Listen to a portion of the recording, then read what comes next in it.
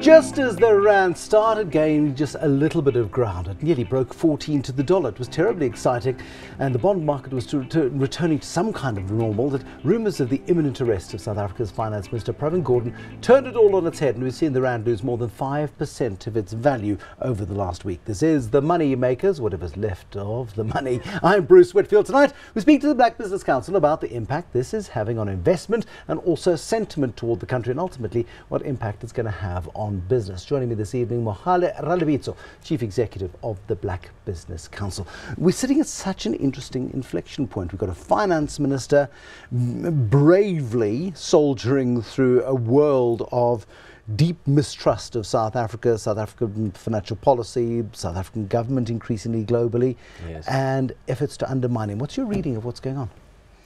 It's terrible. I can't think of anything that's worse for the country than the developments of 9/12 or 12/9, whichever one it is. 9/12 was the beginning of an interesting process, but suddenly it became sort of what was the date on Sunday, 15/5. And then yesterday, Pravin Gordhan's statement, it became 17/5. And we can't keep having those kinds of dates, particularly as so much good work is being done by South Africa Incorporated, encompassing labour, business and government, to align the program for saying what are we going to do to improve the country's fortunes. We think it's really unfortunate that there's all manner of accusations flying this way and that way, and rumours really, which are seeing us being punished. So we can build the framework all we want, we can maintain its integrity and stability, but if we don't manage this noise that we're creating ourselves, it's going to continue to damage the country, and with that it may damage us to the point where it could be the point of no return. We shouldn't be flirting with such. Stephen Friedman in Business Day appeals to media and says, guys, check your facts. Don't become disseminators of scaremongering and rumour.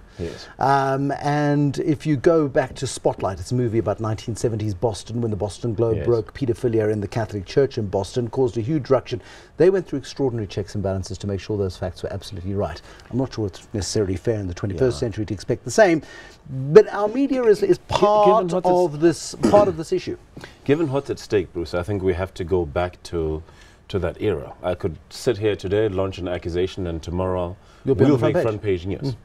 And then it's taken as a reflection of what is actually happening. We have some real issues that we should be covering and corners we should be looking at and shining a light on. We shouldn't be taking rumours and treating them as though they were fact. But I look at the response of the finance minister to these rumours, and it was a heartfelt response, and it was a response of somebody who does feel as if the National Treasury is under siege, who does feel as if the good work that is being done by the National Treasury is being undermined. Now, he doesn't point fingers, but his work is being undermined, fact. Well, we should draw a distinction between the minister's person being under attack and the institution being under attack.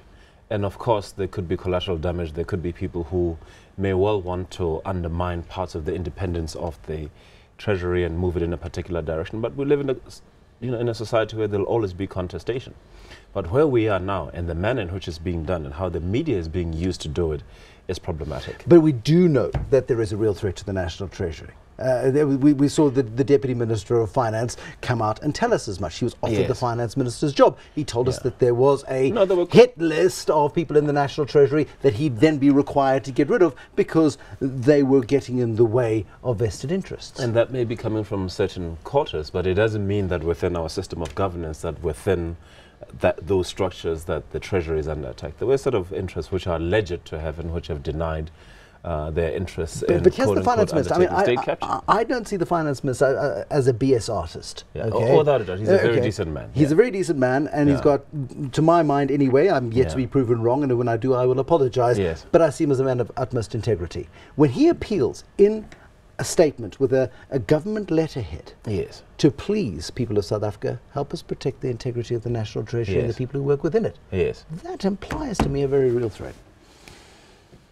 But where are the threats coming from? We don't know. Again, what are the agendas? Now, there's a simple way. Because what we have is the presidency saying that the good work that's been done by the Treasury and paying tribute to that work. We have all of us in business who are very much behind the Minister of Finance and in particular the institution. Yeah. And the work that he's doing, of course, under the minister's capable leadership. And he's, in that appeal, I can understand where he's coming from a very human place, because he genuinely does care. This isn't just a job for the minister or for his compatriots within the Treasury. They deeply care about what they're doing. Correct me if I'm wrong here, but I've yet to see an unequivocal statement from the president. Now, you worked in corporate in your past, your past life. You worked in corporate. You understand how companies work. Corporate worked on me. but you understand how it is when your boss says to you, Mohale, here's a gig for you, here's a job. It's a really important job. Go off and do it, please. But you know that you don't have the cover from your boss. Yes. Pravin Gordhan doesn't have high-level cover from his boss. Not publicly anyway. Isn't it time for the president to stand up and go, this guy is my finance minister, who I appointed, under pressure, but I appointed him. He is the person that is appointed to run the finances of this country, and he must get absolutely everybody's backing in order to do that job. That hasn't happened. We've had a statement issued by the president. We last week in our living persons organically with the minister across touched, felt him and the president. And it was clear that this is a person who has the responsibility to execute this job. So from where we sit as a Black Business Council and the wider business quarters, we have no reason to doubt that the minister enjoys the president's support. Are there areas of friction and contestation? Perhaps. But it is not to the point, according to our understanding, where it seeks to either remove or to undermine the minister's ability to do the important work which the president himself presented to the nation at the press conference. Is the president then, by inference, being unfairly maligned in this process, in your view? We're past whether it's unfair. I mean, there are a whole host of issues which make it difficult for us to determine nowadays what's fair and unfair when we engage in the president, because there's some respects in which he could do better. Yeah. Much better. Would it be helpful if he came out and he went, you know what, Pravin, he's my guy? It would, for the fact that the president has supported and embraced the work, the entire presidency and not just the president. This is my guy. The work that's, this is my guy. It would be, yes. I'm short of them hugging and kissing, of course. We don't want a Helen's moment. Maybe a hug. Just one arm man hug. Absolutely. One man hug. Again, we're headed towards a period of deep uncertainty. June the 3rd, Standard & Poor's deliver a pronouncement on whether or not we get a ratings downgrade from investment grade to sub-investment grade. And Conrad Royce has explained it on this channel as to the very serious obstacles. I saw him last week, I saw him this week. His mood this week was very different to his mood last week.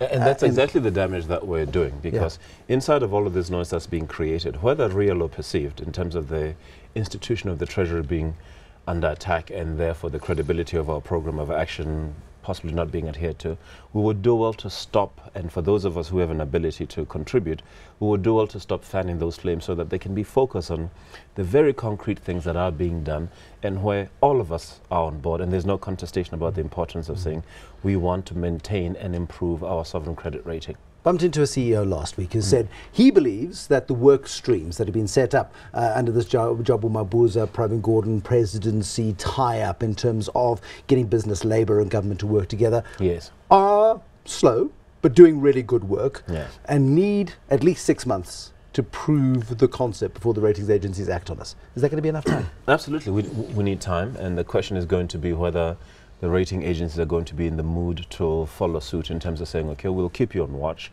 and ensure that we give you time to implement the things that you've said you were going to do in the State of the Nation and in the budget speech, and now the added contributions that business and labour are going to be making in partnership with government. I mean, it's not a small commitment that South Africa Incorporated is making, and we're going to ramp it up over time. I mean, you've got people who've got full-time jobs. You've got people who've got day jobs, who've got shareholders and other stakeholders who are watching, who want to see performance in their businesses. And somehow they've got to carve out an extra hour or two in every day on top of the 14 or 15 that they're spending at the office to make this happen. Is it realistic? It's realistic and necessary, and for that we salute them, that spirit of volunteerism. And if there was ever any doubt about whether we have the ability as a country to deliver ourselves from this precipice and the abyss that we're looking down into, that doubt should fade, and we should allow ourselves time to focus on that. And what Stephen Friedman said is very important, and I think all of us would do well to ask, rather to say, give us details on the programs, give us details on the things that are going to be done, stop feeding us rumours and putting that on the front page. We have many more important things to put on the front page. At the same time, the role of media is to expose skullduggery and trickery. But not to be in all used. of its naked interest, but not to be used. I couldn't agree with you more. The Bloomberg principle of at least 2 sources would be a useful place to start. At the same time, nowadays you need 3. At least, and not somebody who's two-faced in the process. But we are at a very interesting inflection point in South African society. That much we agree on.